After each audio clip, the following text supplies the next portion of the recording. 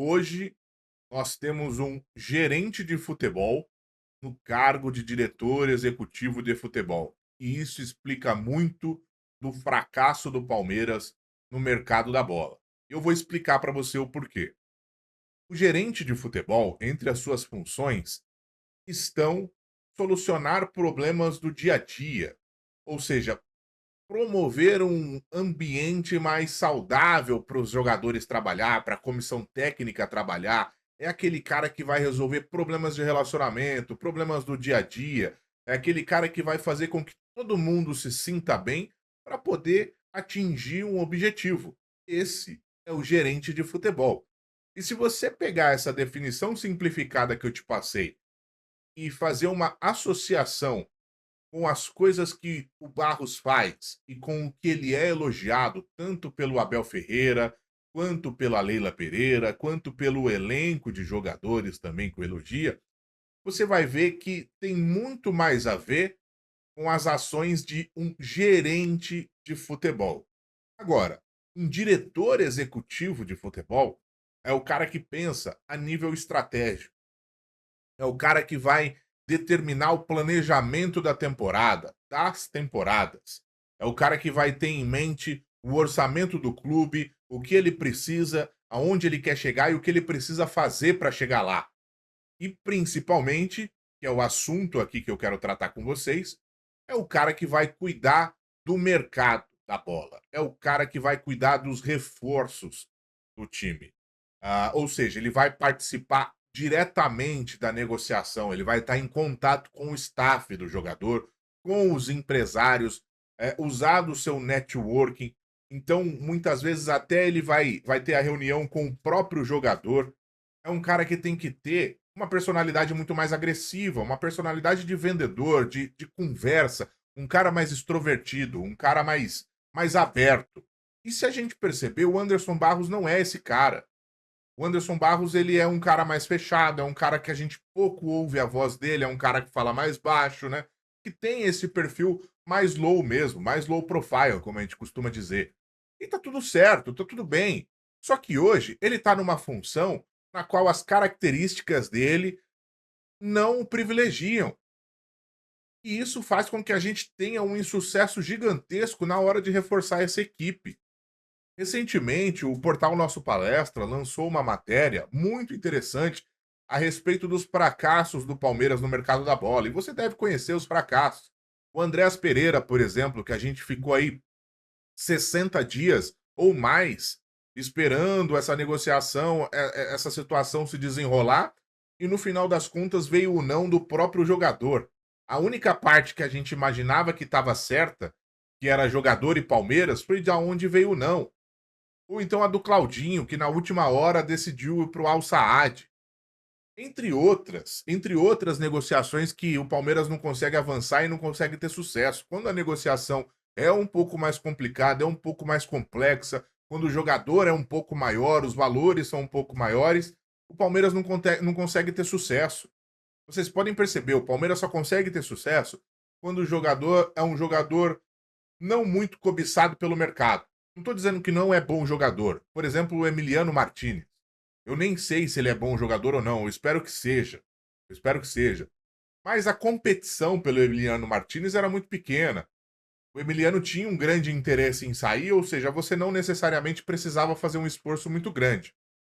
Mas tudo bem. Quero te perguntar uma coisa. Quando você vai fazer um negócio, ou se você não vai, se você não é de fazer muitos negócios, pelo menos raciocínio, eu tenho certeza que você tem uma ideia, uma opinião a respeito disso. E na tua opinião, como você acha que deve se suceder uma negociação? Seja a compra de uma casa que você for fazer, seja para fechar uma parceria de negócios com outras pessoas, seja para vender um produto, para vender uma ideia, como você acha que isso deve acontecer? Você acha que simplesmente deve acontecer através de trocas de e-mail, de mensagens ou então de telefonema? Ou você acha que as pessoas precisam estar presentes presencialmente, em loco, precisam estar olho no olho? Por que a gente tem os termos jantar de negócio, almoço de negócios, reunião de negócios? É porque apesar do dinheiro ser muito importante nesses negócios, e isso serve para tudo, principalmente para o assunto do vídeo, para o assunto que a gente está tratando aqui, que é a compra de jogadores. Apesar do dinheiro ser muito importante, pô, o quanto você vai pagar, nada adianta você ter um poder de convencimento, uma boa conversa, um bom projeto, se o valor que você está disposto a pagar, que você está disposto a investir, for muito aquém daquilo que está sendo pedido pela outra parte. Então, o dinheiro continua sendo sim uma parte muito importante. Mas o porquê que existe a reunião de negócios? Porque se dinheiro fosse a única coisa, simplesmente você colocava um valor lá, se o cara tem esse valor, dá match, as duas partes fecham o negócio e tá tudo certo. Mas por que que tem a conversa? Por que que tem um projeto? Por que que tem o almoço, o jantar, a reunião? Porque tem o olho no olho, tem o convencimento, tem o trato humano. Negócios, apesar de ter dinheiro como o objetivo geralmente de tudo, negócios é sobre pessoas. Você faz negócios com pessoas, você não faz negócios com dinheiro. É claro, de novo eu friso aqui, fico até repetitivo, mas dinheiro é necessário. Porém, nada disso funciona se você não tiver uma boa relação entre as pessoas. E é aí que o Palmeiras peca. É aí que o Palmeiras falha. O Palmeiras precisa entender. Quem está à frente do Palmeiras hoje precisa entender que o Palmeiras precisa urgentemente de uma pessoa capacitada, de uma pessoa que entenda essa função, que entenda a importância de você pegar um avião e ir daqui para a Inglaterra e marcar jantares e almoços com o staff do atleta que você quer contratar. É o Andréas Pereira? Então você vai lá, vai conversar com o cara pessoalmente. Mesmo que o empresário dele não fosse brasileiro, vamos supor que fosse um empresário de outra nacionalidade, não tem problema. Você que representa o clube, muitas vezes pode ser até o presidente ir, mas que seja o diretor executivo de futebol. Você está lá em loco, ter esse poder de convencimento, olho no olho, faz toda a diferença. De repente você convence o cara numa coisa que ele tinha uma outra opinião, que ele tinha uma outra ideia, ele não queria, e de repente você foi lá, falou, mostrou, olha o que pode acontecer, a gente pode fazer isso, a gente vai fazer isso, vai fazer aquilo, você vai virar jogador de seleção, você pode voltar por cima, você vai ser um grande jogador para uma grande torcida, um grande clube. Tudo isso que é o papo do negócio, que é você sentir o que que o cara quer. Geralmente, esses caras não necessariamente querem só o dinheiro. É claro que o dinheiro é importante, gente, mas às vezes o cara quer se sentir querido, quer se sentir importante naquela situação. O staff do cara quer entender que o clube pensa que ele é importante. E nessa matéria, o nosso palestra coloca uma coisa que a gente já tinha esse feeling, mas eles explicitaram ali que o Palmeiras mantém essa distância, que o Palmeiras muitas vezes colocou empresários para intermediar essa negociação, ou seja, ninguém do Palmeiras sai para ir lá cuidar dessa negociação, liga para o empresário, pô, você pode negociar esse cara para mim? Cuida dessa negociação para mim? Não é assim, gente, não é assim que você vai conseguir contratar grandes nomes. Uma coisa é o que eu tô falando, quando você vai num cara que ele não tem muita concorrência, aí pode até dar certo esse tipo de negócio. Mas geralmente não é assim. As negociações que deram certo, por exemplo, que surgiu o nome do Leonardo Holanda, que era do departamento jurídico, e agora faz parte das negociações do Palmeiras, de uma ou outra negociação.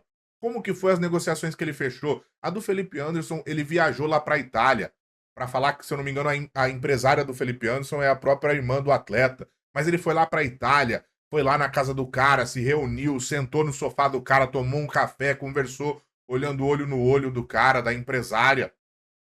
Como que foi a do Facundo? A mesma coisa. O cara viajou lá pra Orlando, tava lá conversando. Cara, vocês não têm noção, muitas vezes, do quanto isso tem um poder de reviravolta na negociação. Na verdade, vocês têm. Olha o caso do Dudu. O Dudu, quando chegou no Palmeiras, o Dudu tava fechado com o Corinthians. O Corinthians tinha pago até o visto dele pra ele ir pros Estados Unidos. Mas vocês acham que se naquela época o Matos tivesse mandado uma mensagem, um e-mail pro empresário do Dudu, tinha feito a diferença? Por mais que ele fosse pagar a mais ou não tinha feito a diferença, o cara foi lá. O cara foi lá e foi conversar com o cara lá.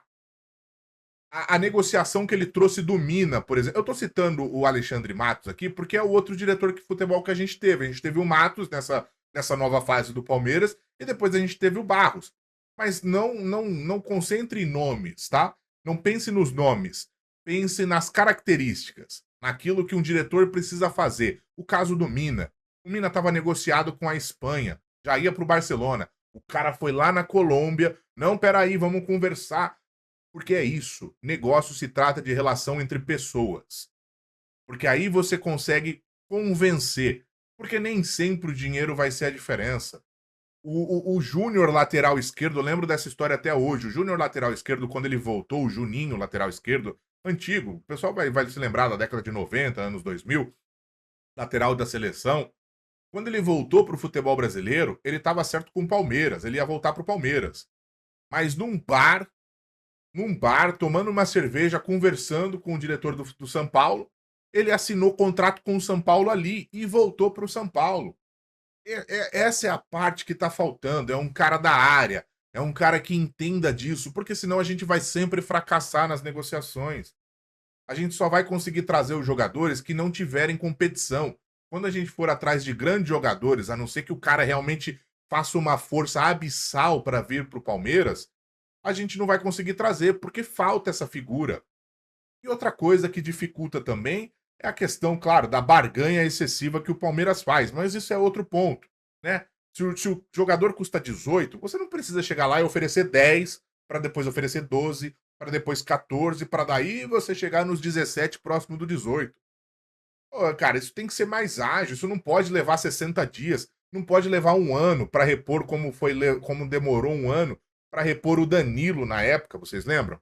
O Danilo ia sair e o Barros ficou um ano para repor o Danilo. A gente precisa, então, urgentemente, de um diretor executivo de futebol que entenda esses, esses detalhes da função, que tenha as características dessa função. Do contrário, a gente tem uma presidente que não entende do business futebol e a gente tem um gerente de futebol na função de diretor executivo de futebol. A gente está terceirizando todas as nossas negociações. A montagem do elenco está sendo terceirizado. O nosso planejamento, não existe planejamento. Porque falta um diretor executivo de futebol para pensar nisso. Então é isso, rapaziada. Eu acabei me exaltando aqui, mas é o meu jeito de falar, tá bom? Desculpa aí. E, enfim, deixa nos comentários a sua opinião, deixa o like que isso ajuda demais. E se curtiu, se inscreve no canal. Tamo junto e até a próxima.